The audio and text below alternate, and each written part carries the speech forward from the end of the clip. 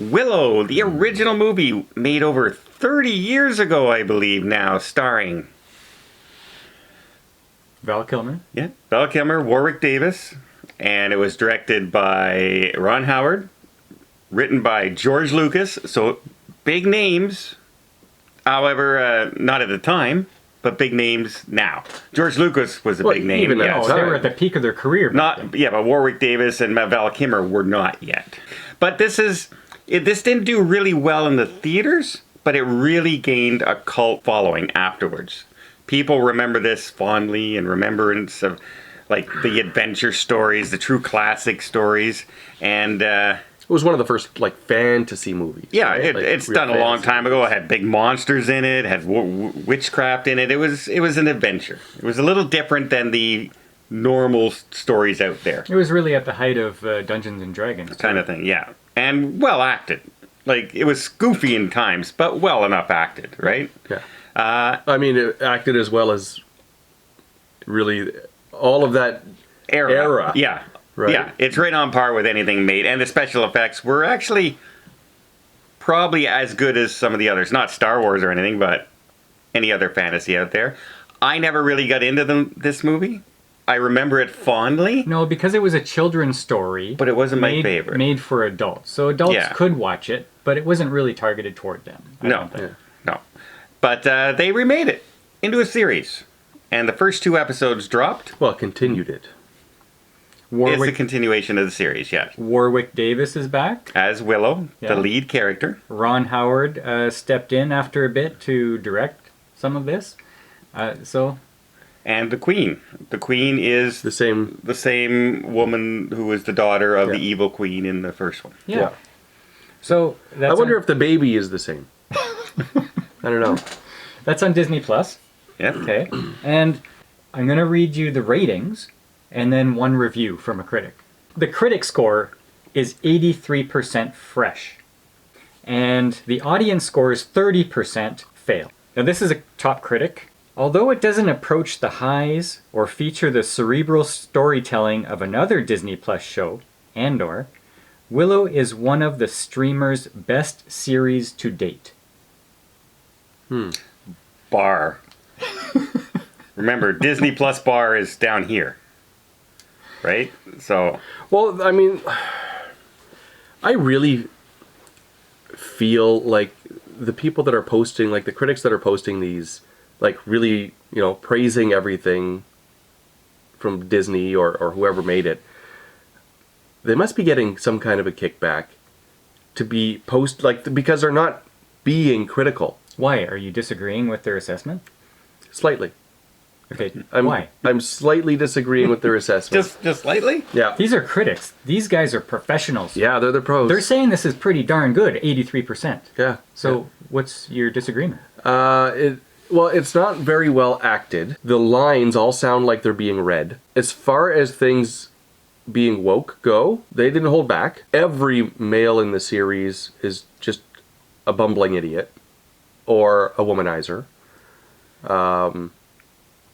I mean, the list goes on. What did you think? Oh, I'm asking the question. What do you think? Well, I thought they were really brave in writing this story because they turned the fairy tale genre on its edge.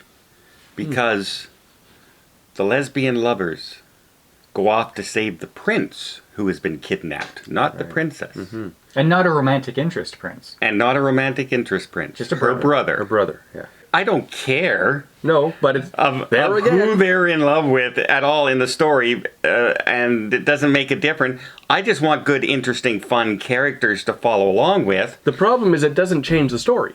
Like, it doesn't change it has no reason to be there.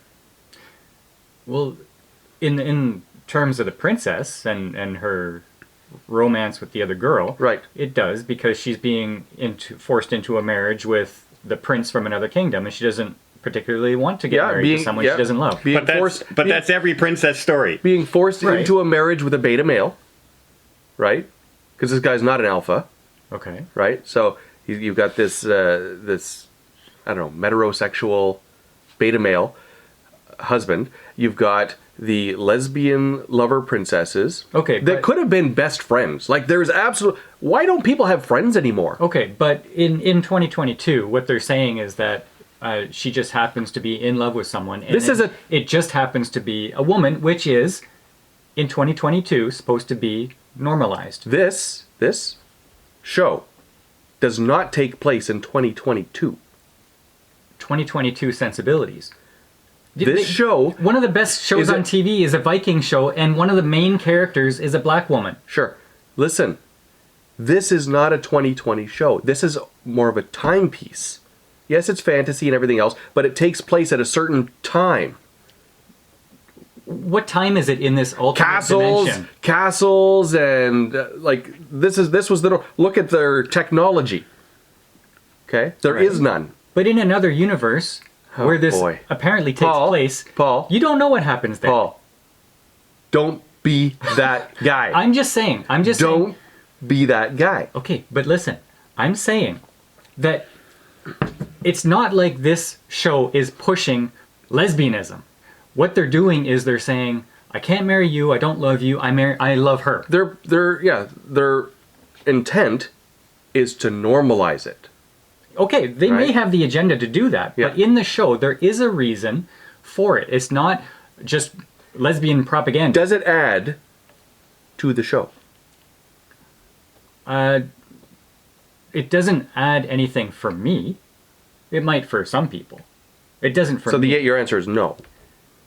It doesn't for me. Well, that's my answer. You're the person I'm asking. Except you can flip that on its end. Does it take anything away from the show? I feel like it does. But why? You're doing that because you're saying they're pushing an agenda instead of just looking at them as a show. Because it takes the focus away from the story.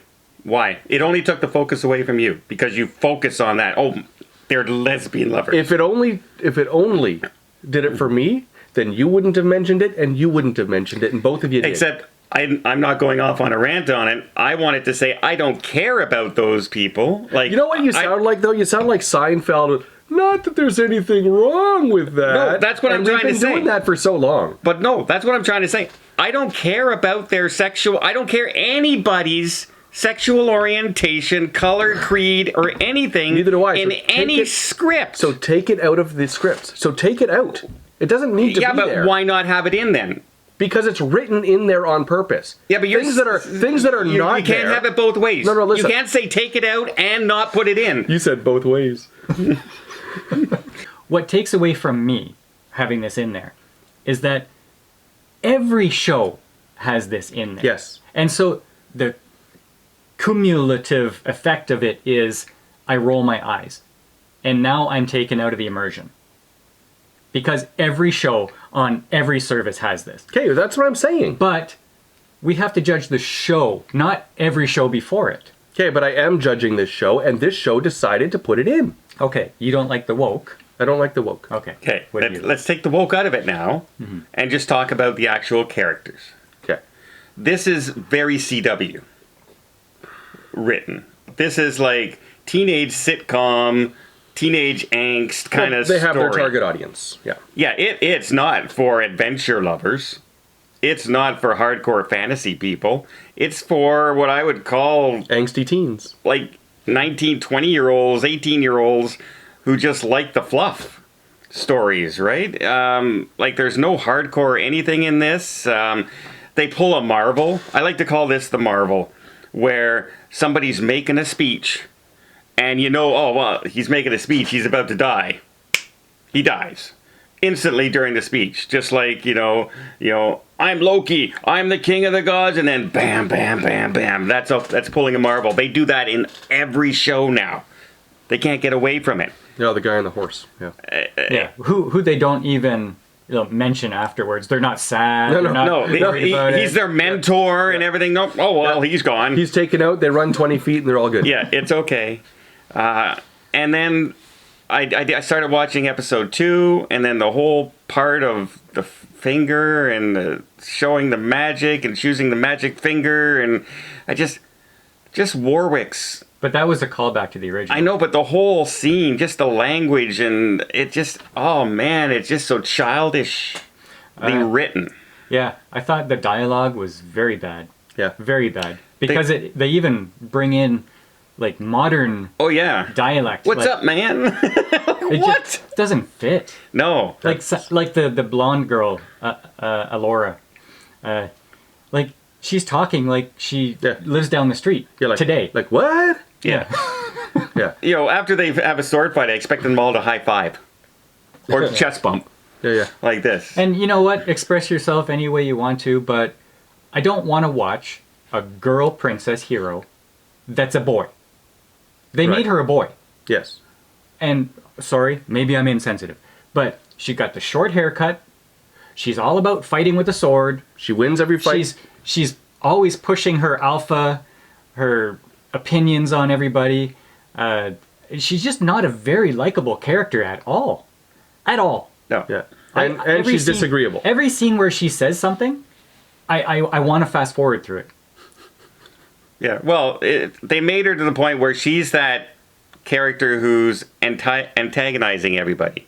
You're doing it wrong. This is dumb. We should be doing this. I'm right. You're wrong. And that makes a character you're not enjoying. You're not liking that character. And she's the princess. She's the hero of the story right now because Willow is the third or fourth character in this series. In a series called Willow. Called Willow. Yeah. There was a positive for me. Like, I forget the character name, but they have Sounds like it was great. A criminal that's going with them, and he's the tough comic. guy. He's the comic relief. Yeah, and he's been pretty funny. Like, there was one part where he's racing his horse towards the edge of a cliff, and he's saying, "Chajuja, Chajuja," and then he jumps over the cliff and down into the water, and they're saying, "Oh my God, how'd you get your horse to do that? What's that word you were saying?" "Oh, it's another language for stop." Yeah. You know, that was funny. That was good. Yeah. In the second episode, his humor was getting a little weak. Like, they're trying to force it a little bit, but at least he was a bright spot that far. Yeah. And I do like the villainous attacking group there, that whoever that guy is that keeps turning into smoke. The Gales. I like it. I like that. It's not a crow. It's called something else. But I know who you mean. Yeah. Well, the actual evil guys looked okay in this. Some of the scenes are filmed really beautifully. Cinematography's really done not too bad. Oh, God. Like, are you trying to be Lord of the Rings? It's just travel, travel, travel. Big shots of... I was thinking- Somebody hates travel. I was thinking actually while I was watching it, oh, Don must hate this. And then the big first battle they have with the guys infiltrating the castle, it's just smoke and dark. Pure fog. Yeah. Like, I couldn't see anything. Halfway through the first episode, my wife says, "I'm out." Yeah. She quit. I said, "You can't make me watch this alone. I'm out." You watch me, she said. And then I felt bad because I told these guys to watch it, and I was only halfway through the first episode, but it was actually painful, like physically painful for me to continue watching it and then to watch the second episode. It was not easy. Yeah, I got your text message about the second episode. Yeah. Do I have to watch it? His wife left him to watch a much better show, The Real Love Boat, Australia. Probably. That lets you know just how sad we're thinking this is. I don't understand how they could take a film that has the fantasy cult following, has Ron Howard directing it, and turn it into this. Have you not seen Star Wars? Have you not seen every Disney movie lately? They've been putting out. Didn't they just do a big like, let's fire everyone and reset? Well, they fired the main guy and brought back the other main guy who caused a lot of the problems to begin with. So we'll see what happens when he's in, Bob Iger. But okay, take all the, whether you presume it's a very woke show or not, or just as a show and a story, it's not entertaining. The script is bad. They made some bad dialogue choices. And it's very predictable. Willow's the fourth character in his own story. They tried to have a twist of who Alora is. No twist whatsoever. Everybody predicted it like as soon as we met her. Yeah. Like it was no guess whatsoever. And Generic beyond belief. Yeah. Super generic. And by it's numbers. Kind of disappointing. I was hoping for a half-decent fantasy show, but No. I was so worried because I saw some of the, like, I didn't watch any of the reviews, but I saw the thumbnails of people's reviews, and that said enough. Yeah, see, I don't watch any reviews of it because most of the guys that have the thumbnails out there are looking to complain about something in a show. Yeah. And I don't want to get wrapped up into that. That's what we should do on our thumbnail. Yeah. Put a big complaint on the thumbnail. But I just can't I don't want to be believe that channel. that this critic said that this is one of the best series, other than Andor, on Disney Plus. That doesn't say much for. But look at the other series on Disney Plus. Exactly. That's a comment on what kind of garbage service is that? It is a garbage service right now, and they know it's a garbage service right now. They are not putting anything that anyone wants to see. Problem is they know it, but they're doubling down on it. Here's a problem. Netflix just brought out Wednesday, and I binged every episode in the first 2 days, and those are almost an hour long. I struggled to watch 2 episodes of this, of a genre that I should be much more interested in than the Addams Family. Mm-hmm. And that's the problem. Netflix is writing half-decent shows.